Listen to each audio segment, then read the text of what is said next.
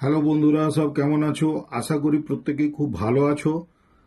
আজকে আমি তোমাদের সামনে যে ওষুধটির সম্পর্কে দু একটি কথা বলতে চলেছি, সেই ওষুধটির নাম হচ্ছে থুজা অক্সিডেন্টালিস।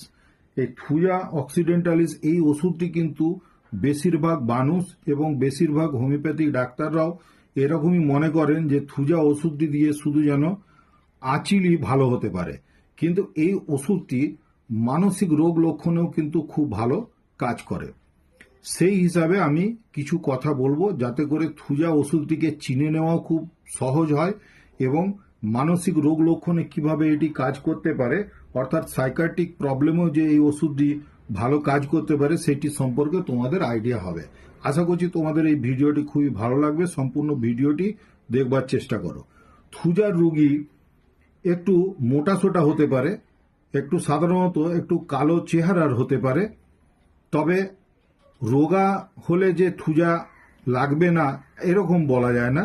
ব্যতিক্রমী সব ওষুধের ক্ষেত্রেই হতে পারে, সেই হিসাবে এটিও হতে পারে।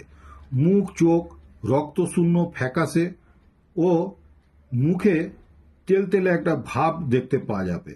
এটি আমি একটু থুজার ফিজিক্যাল মেকআপটা বলে দিচ্ছি এবং সেই মানুষটির টেম্পারামেন্ট কেমন হবে। এমনিতে সে কিন্তু আস্তে আস্তে কথা বলে, কিন্তু হঠাৎ করে সে আবার খুব জোরে জোরেও কথা বলতে পারে, বিশেষত রেগে গেলে খুব জোরে কথা বলতে পারে। চিন্তা শক্তি তার কম থাকে এবং কুসংস্কারাচ্ছন্ন ও কলহপ্রিয়, অর্থাৎ খুব অল্প কোনো কারণে সে কিন্তু ঝগড়াঝাটি করতে পারে।